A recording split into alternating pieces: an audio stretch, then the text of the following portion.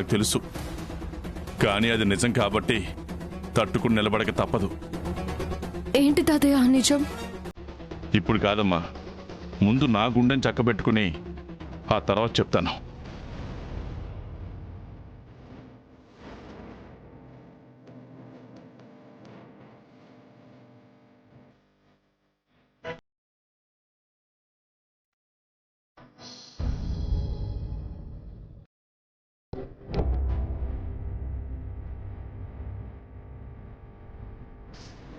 ఎందుకు నాన్న అంత డల్గా ఉన్నావు? అవునండి, ఎప్పుడూ ప్యాక్ ఆడుకుంటూనో కెలికి అందరితోనూ తిట్టించుకుంటూనో ఉండేవారు. మీరిలా డల్గా ఉంటే చూడలేకపోతున్నానండి. నేనిప్పుడే యాక్టివ్ అయి ఉన్నా. ఇంతకాలం పచ్చగడ్డి ఎత్తే చాలు కదా అనుకున్నాను. నా కూతురేటు ఇంటి కోడలవుతుంది కాబట్టి ఈ జీవితానికి ఇక దేనికి లోటు ఉండదనుకున్నాను. అందుకే చీ అన్న పడ్డాను. కమెడియన్లో చూసినా కామ్గా ఊరుకున్నాను. బతకడానికి ఇక్కడ ఉండాలి కానీ ఆశలు పెంచుకుని చేసేదేమీ లేదు. బామ్మర్ది బతక్ కోరతాడంటారు, కానీ నా బతుకు గురించి, నా కూతురు భవిష్యత్తు గురించి ఆలోచించిన వాడు బతుకు నేనెందుకు కోరుకోవాలి? మొసలాడే కదా, ఈడేం చేస్తాడు అని శకుల్ని పక్కన పెట్టుకుంటే కురువంశం నాశనం అయ్యే వరకు వదలలేదు ఆ Shakuni.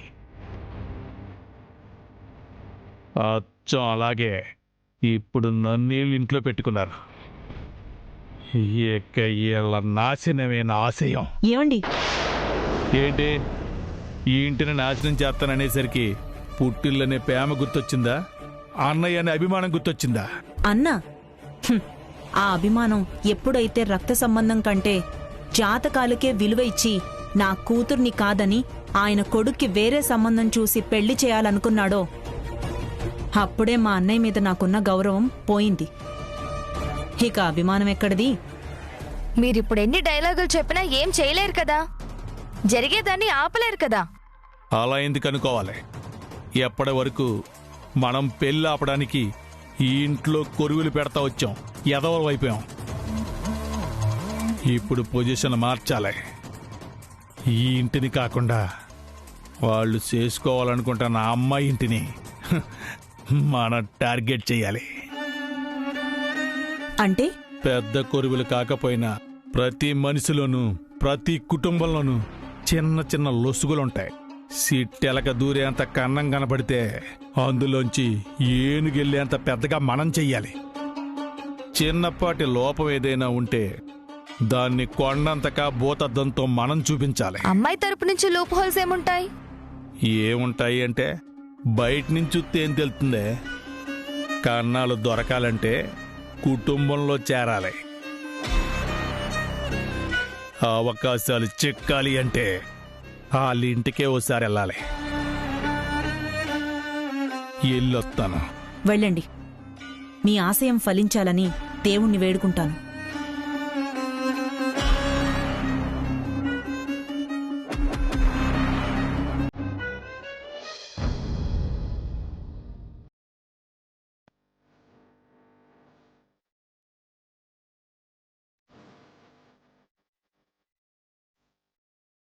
Excuse me, sir. May I come in? Come in. ఈ డ్రాయింగ్స్ ఇప్పుడు నా మూడేం బాగాలేదు, తర్వాత చూస్తాను. ఈయనేంటి నటిస్తున్నారా? నిజంగానే నా ఫోటో చూడలేదా?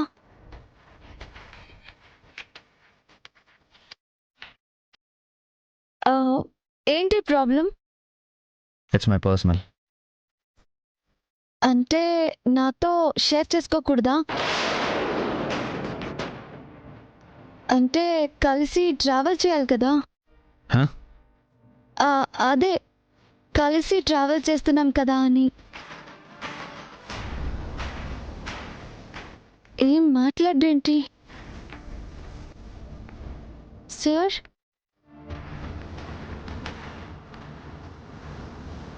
మీకు పెళ్ళి కుదిరిందంట కదా, మరి హ్యాపీయే కదా? ఎందుకు హ్యాపీగా ఉంటుంది?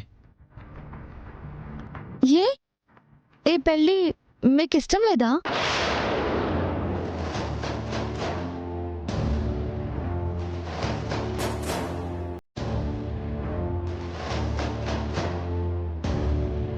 లేదు.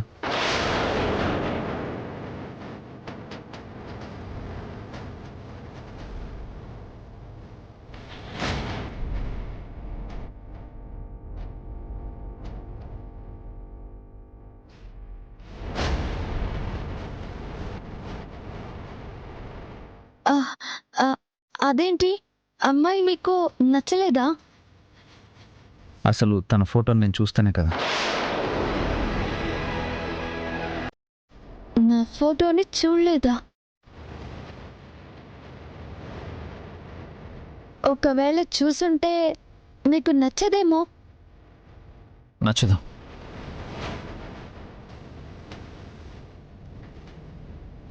మా నాన్న మాట కాదనిలేక పెళ్ళికి ఒప్పుకున్నాను. ఇప్పుడు ఏం చేయాలో అర్థం కావడం లేదు. అంటే పెద్దవాళ్ళు మన మంచి కోసమే ఆలోచించి. ఆపుతావా?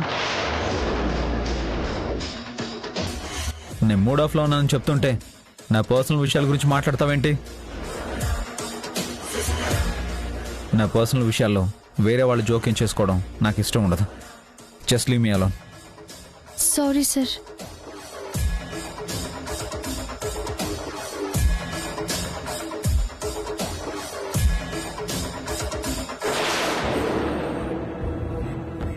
ఏంటి బాస్ క్లాస్ తీసుకుంటున్నాడా?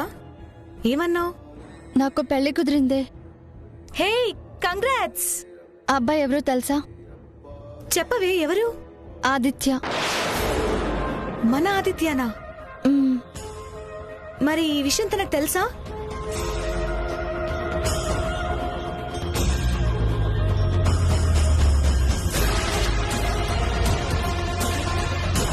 ఇది జరిగింది. మరి ఆ పెళ్లి కూతురు నువ్వే అన్న విషయం నువ్వైనా ఆదిత్యకి చెప్పొచ్చు కదా. చెప్పాక కాదంటే అప్పుడేం చేయాలి? మరి ఇప్పుడేం చేస్తావు? ఏముంది, 4 రోజుల్లో పెళ్లి. నేను కామ్గానే ఉంటా. అది కాదే, పెళ్లి పందిట్లో నిన్ను నిలదీస్తే? నేను అతని ఫోటో చూడలేదని చెప్తాను. కానీ ఇష్టం లేకుండా పెళ్లి చేసుకుంటే ప్రాబ్లం నీకే కదా. నాకిష్టం ఉండే చేసుకుంటున్నాను కదా. మెల్లిగా తనని మార్చుకుంటాను. ఈ ఛాన్స్ నేనెందుకు వదులుకోవాలి? రిస్క్ చేస్తున్నావేమో అనిపిస్తోంది. ఏమైనా అనుకో, నాకు ఆది కావాలి. ఈ రిచ్నెస్ కావాలి. తనతో జీవితం కావాలి. దానికోసం ఏమైనా చేస్తా. ఎన్ని అబద్ధాలైనా ఆడతా.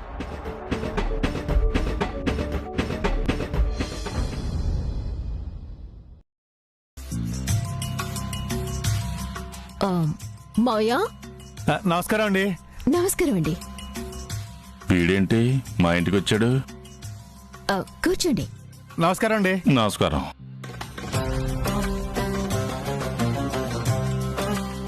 ఏటి బాబు ఎలా వచ్చా?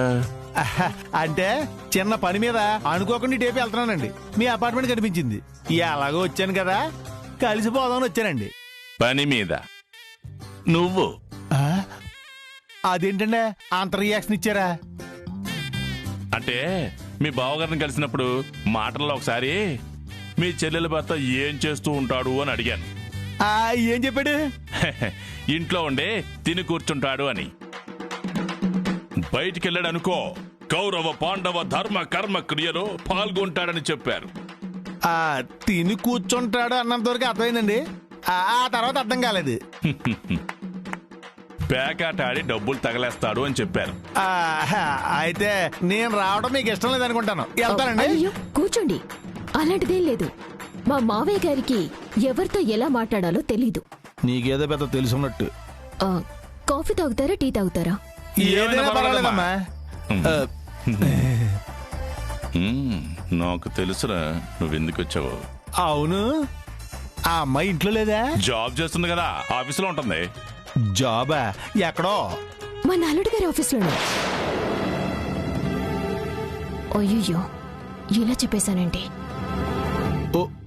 ఓహో, అంటే కాబోయే భర్త ఆఫీసులోనే జాబ్ చేస్తుందన్నమాట. అంటే తను అతనికి కాబోయే భార్య అన్న విషయం మా అమ్మాయి అతనితో చెప్పలేదండి.